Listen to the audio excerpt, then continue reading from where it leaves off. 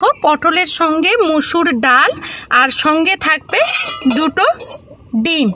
এই ডিম দিয়ে অসাধারণ একটা ইউনিক রেসিপি তৈরি করব, যেটা হয়তো আগে দেখোনি। তো চলো ভিডিওটা এখন শুরু করি। মতে দিয়ে দিচ্ছি পরিমাণ মতো লবণ আর পরিমাণ মতো হলুদ। এখন আমি এইগুলোকে খুব ভালোভাবে হাত দিয়ে মাখিয়ে নেব। খুব ভালো করে মাখিয়ে নিয়েছি, এখন এটাকে এক সাইডে রেখে দেব। এইদিকে আমি যে মসুরের ডালটা নিয়েছি সেটা এখন জল দিয়ে দেব।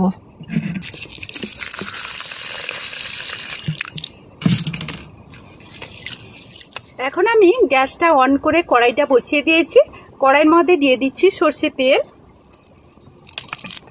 এখন আমি একটা একটা করে পটল এখানে দিয়ে দেব।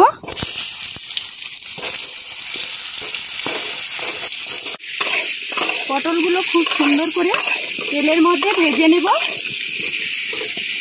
এখন আমার পটলগুলো দেখো ভাজা হয়ে গেছে, এগুলো এখন আমি নামিয়ে নেব।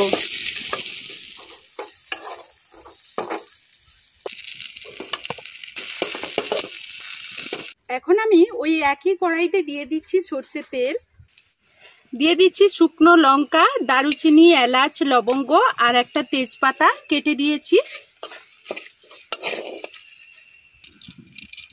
অল্প একটু জিরে দিয়ে দিলাম।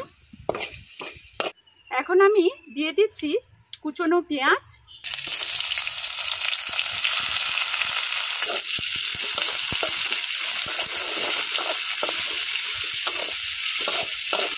দিয়ে দিচ্ছি কুচনো টমেটো। আমি মিডিয়াম সাইজের একটা টমেটো কুচিয়ে নিয়েছি।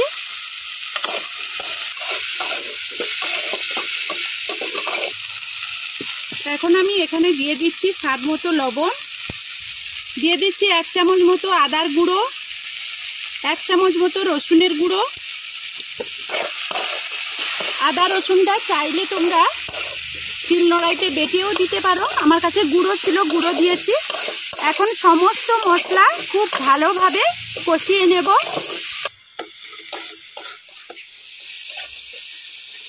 মশলাগুলো মোটামুটি একটু কষিয়ে নিয়েছি। এখন আমি এর মধ্যে দিয়ে দিচ্ছি জল, কারণ এখানে কিছু গুঁড়ো মশলা দেব। মশলাগুলো যাতে না পুড়ে যায় সেই কারণে আমি জলটা দিয়ে দিলাম। দিয়ে দিচ্ছি লঙ্কার গুঁড়ো, দিয়ে দিচ্ছি কাশ্মীরি লঙ্কা, হলুদের গুঁড়ো আর দিয়ে দিচ্ছি জিরের গুঁড়ো। এই সমস্ত কিছু খুব ভালোভাবে কষিয়ে নেব একটু। মশলাটা কষা হতে হতে আমি দুটো ডিম এখানে ফাটিয়ে নিচ্ছি।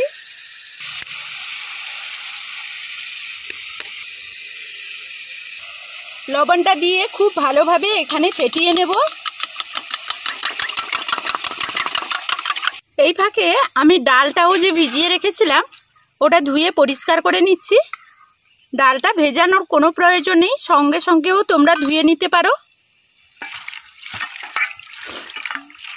এখন আমি ডালগুলো পরিষ্কার করে নিয়েছি, এই মশলার মধ্যে এখন দিয়ে দেব। আর মশলাটা দেখো খুব ভালোভাবে কষিয়ে নিয়েছি, অলরেডি কিন্তু মশলা থেকে তেল ছাড়তে শুরু করেছে।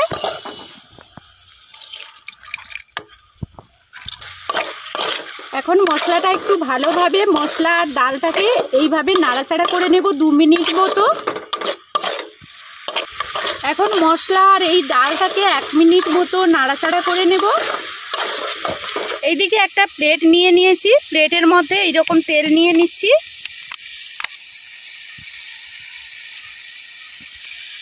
ডিমের যে মিশ্রণটা রেখেছিলাম এর মধ্যে দিয়ে দিলাম। ডাল আর মশলাটাকে 1 মিনিট মতো কষিয়ে নিয়েছি। এখন আমি গরম জলটা এখানে অ্যাড করছি। এখন আমি এইরকম গ্লাস নিয়ে নিয়েছি, এইরকম জলের মধ্যে আমি গ্লাসটা বসিয়ে দিচ্ছি। এখন আমি এখানে ভেজে রাখা পটলগুলো দিয়ে দিচ্ছি।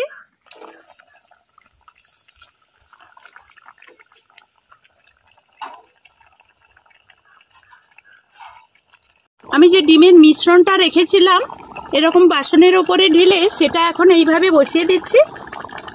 এখন আমি এটাকে ঢাকনা দিয়ে দিচ্ছি। এখন আমি ঢাকনাটা খুলে নেব। আর দেখো কত সুন্দরভাবে ডিমের মিশ্রণটা হয়ে গেছে, কীরকম বাসন ছেড়ে চলে এসছে। তো এখন আমি এটাকে নামিয়ে নেব। এইদিকে যে গরম জলটা, এটা যদি প্রয়োজন হয় ঢেলে দেবে, আমার একটু প্রয়োজন আছে এই জন্য ঢেলে দিলাম। এখন খুব সুন্দরভাবে সবগুলো উপকরণ খুব ভালোভাবেই হয়ে গেছে, ডালও সেদ্ধ হয়ে গেছে আর পটলও হয়ে গেছে এতক্ষণে। যেহেতু আমি জলটা দিয়েছিলাম, একটা ফুট দিয়ে নিয়েছি, আর এখন আমি এটাকে নামিয়ে নেব। এদিকে আমি ডিমটা তুলে নেব। অলরেডি কিন্তু ডিমটা বাসন ছেড়ে দিয়েছে।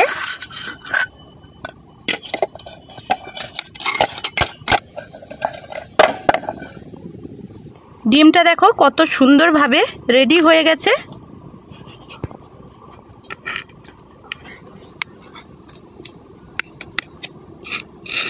এইরকম খুন্তি দিয়ে আমি পিস পিস করে কেটে নিচ্ছি। কড়াইতে আমি আবারও তেল দিয়ে দিচ্ছি। অল্প একটু কালো জিরে দিয়ে দিচ্ছি। কালো জিরেটা যাতে খুব ভালোভাবে ভাজা হয়ে যায় সে বিষয়ে খেয়াল রাখতে হবে, হালকা আঁচে ভেজে নিতে হবে। এখন দিয়ে দিচ্ছি কয়েকটা কারি পাতা, খুব সাবধানে কারি পাতাগুলো ভাজবে। কারি পাতাগুলো যখনই ভাজবে তখন আঁচটাকে একেবারে কমিয়ে দেবে। খুব সাবধানে সতর্ক থেকেই তারপর কারি পাতাগুলো ভেজে নেবে। এখন আমি কড়াইতে যে জলের ভাপে ডিমগুলো রেখেছিলাম সেগুলো দিয়ে দিচ্ছি। এরকম পিস পিস করে কেটে নিয়েছি।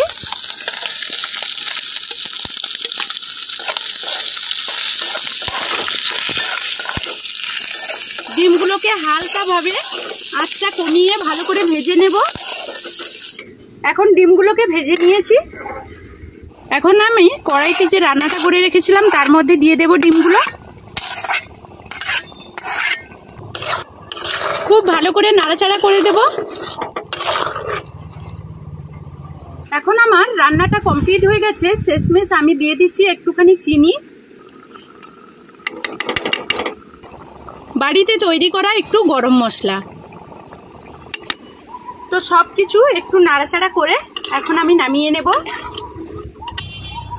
তো বন্ধুরা, এইরকম যদি পটলের ইউনিক একটা রেসিপি দুপুরের গরম ভাতে থাকে তাহলে কিন্তু এক থালা ভাত নিমেষেই শেষ হয়ে যাবে।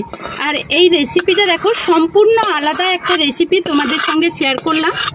তো আজকের আমার পটল আর এই মুসুর ডাল আর ডিমের এই ইউনিক রেসিপিটা তোমাদের কাছে যদি কোনো অংশে ভালো লেগে থাকে সুন্দর একটা কমেন্টের অপেক্ষায় রইব। তো এখনকার মতো এই ভিডিও থেকে বিদায় নেব। সবাই ভালো থাকবে, সুস্থ থাকবে।